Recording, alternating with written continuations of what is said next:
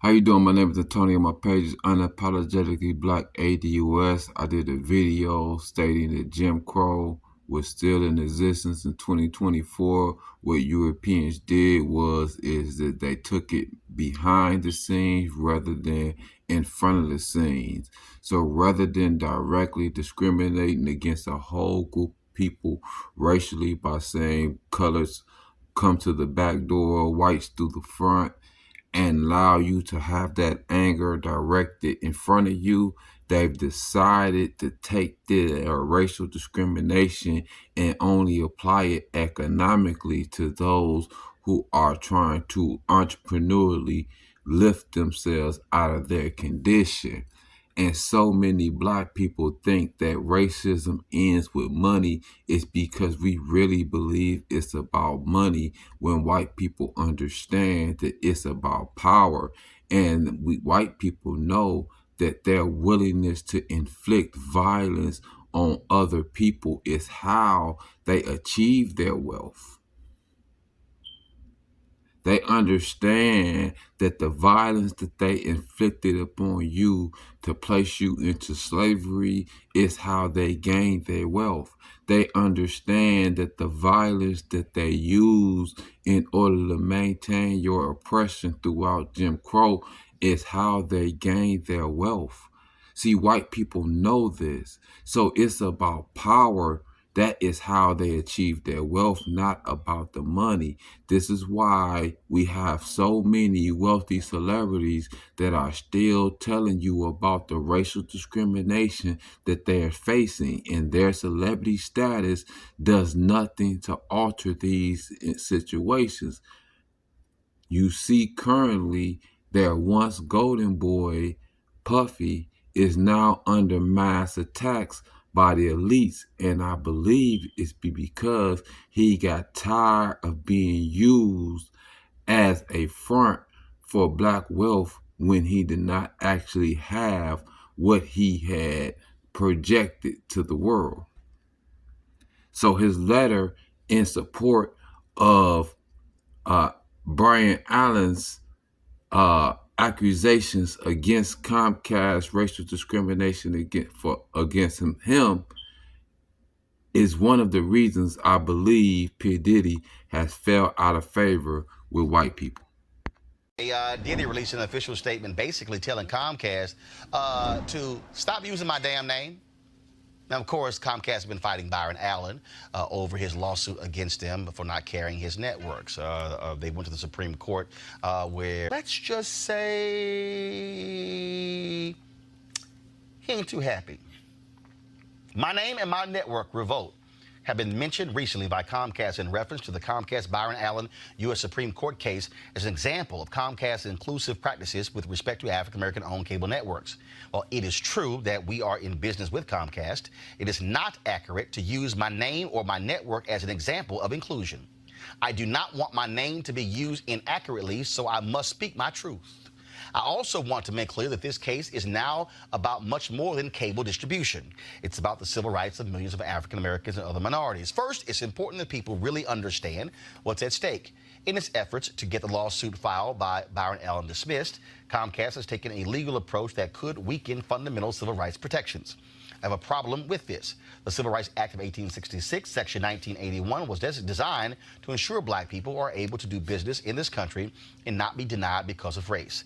Comcast is arguing that this law only applies if racial discrimination is the only factor that leads to a refusal to do business, which would be extremely hard to prove. If they are successful, it will become much harder for any victim of discrimination to seek justice in court. By taking this stance in the Supreme Court, Comcast has put its legal tactics ahead of the rights of millions of Americans to be heard. This is not okay. Above anything else, my goal has always been to achieve true economic inclusion for black people.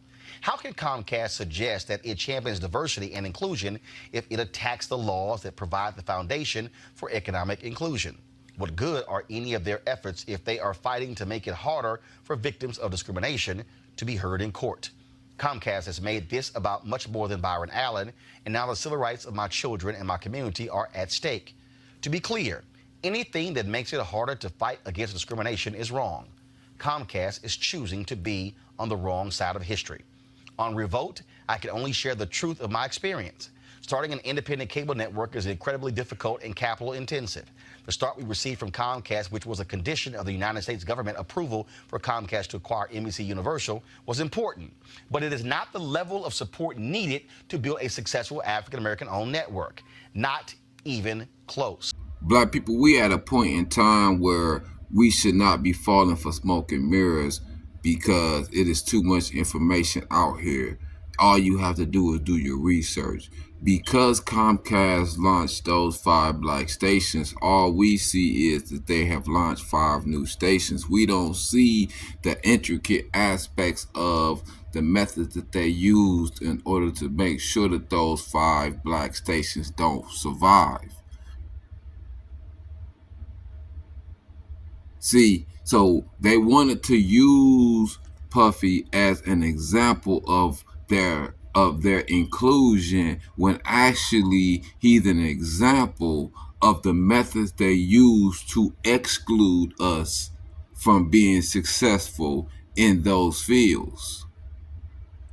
And he could not tolerate that anymore, during the fact that he had already suffered this similar type of discrimination with the Ciroc after using his capital with our community and building these white folks' brand. They began to discriminate against him, and he filed a complaint, and then they fired him as being an ambassador while keeping the brand recognition that he had previously built for Ciroc.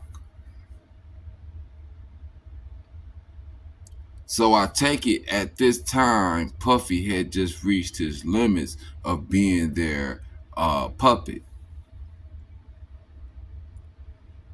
I just need my black people to understand, just because you think a person has some money does not mean they're not dealing with discrimination. Just because they're in a specific or particular type of situation, they could have been placed there as a means to keep us from focusing on the progress that is needed by the collective.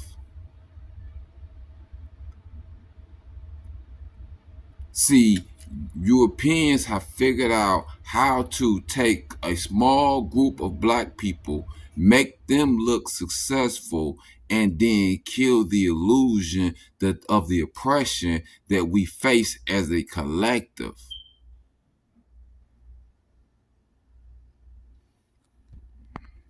Since that launch, our relationship has not grown, and Revolt is still not carried by Comcast in the most affordable packages, nor is Revolt available in all of the markets that would enable us to serve our target audience. See, so many of black people don't understand the methods and tactics that these Europeans use in order to break and hinder black businesses, such as taking all of the black channels and placing them on a tier with the sports packaging, forcing you to have to purchase sports packaging, even though it might be your moms or your grandmoms who are not even into sports, but they're forcing you to subsidize ESPN because ESPN adds about $8 to $9 per cable bill. See, so much of what they do is to strip money from us to allow us to subsidize white people spending. See, but if you don't study business like me, if you're not out here trying to grind and build and be self-sufficient like me, then you don't really understand or know the tactics and methods that they use in order to economically oppress us. But that is why, if you are a black person, you're supposed to be rolling with me, because I'm doing the research in order to benefit the collective, because I understand it's about black empowerment. It is not about how much money an individual got, because you can see from Kanye West, Puffy, from Bill Cosby, that they have no issue with stripping black men of their wealth.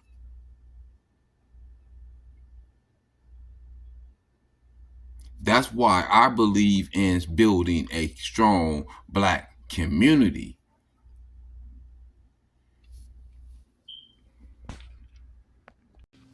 Comcast spends billions of dollars on content network every year, but just a few million go to African American owned networks like Revolt. That is unacceptable. Supporting diversity and economic inclusion requires a real partnership. The only way black owned networks grow and thrive is with meaningful and consistent economic support. Otherwise, they are set up to fail.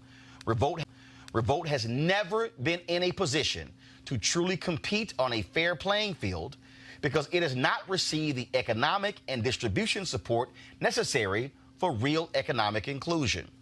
Our relationship with Comcast is the illusion of economic inclusion. So many black people don't understand how the cable industry work, but how the cable industry work is certain channels on the cable channels, they receive a subscriber fee, such as Fox, which we don't watch. Fox News receives $2 back per cable channel, whether you watch Fox News or not. It's not all based off of advertisement dollars. So they guarantee so much millions of dollars based off of how many people subscribe to cable, regardless of how many people view them. Black stations don't have this safety net built into them because they are not getting a subscriber fee. The ones that are getting subscriber fees are so minimal that it's not significant.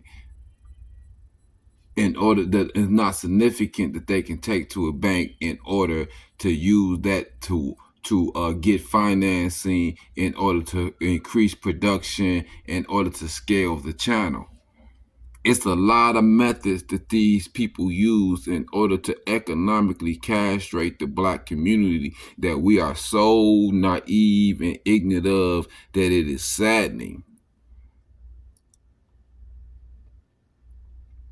But I believe we have a responsibility as adults, as men, women, in order to educate ourselves about our condition and how we are in our condition and the methods that are used to continuously keep us in our condition in order for us to figure how to counter those conditions.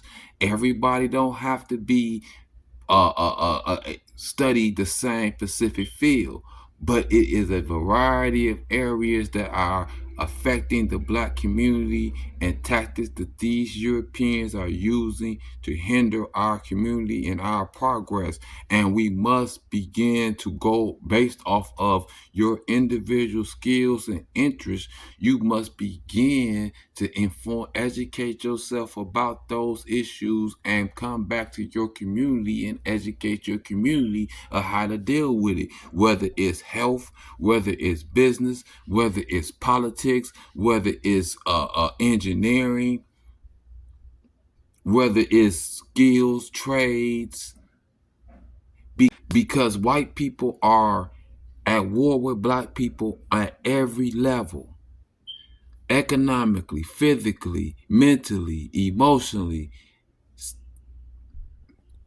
legally, in any manner and way that you can think of, white people have waged war on black Americans. Rather than using this case to diminish the civil rights protections of millions of Americans, Comcast should use this as an opportunity to listen to a community it relies on and, above all, do better. That was Diddy.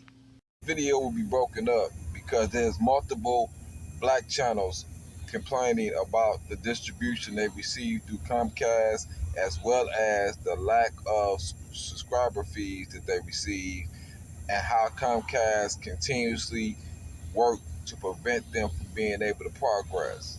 Black people have to understand that the economic exclusion, the economic castration, it was created the condition that we are in today. We have to take control of our economics. We have to hold other people accountable.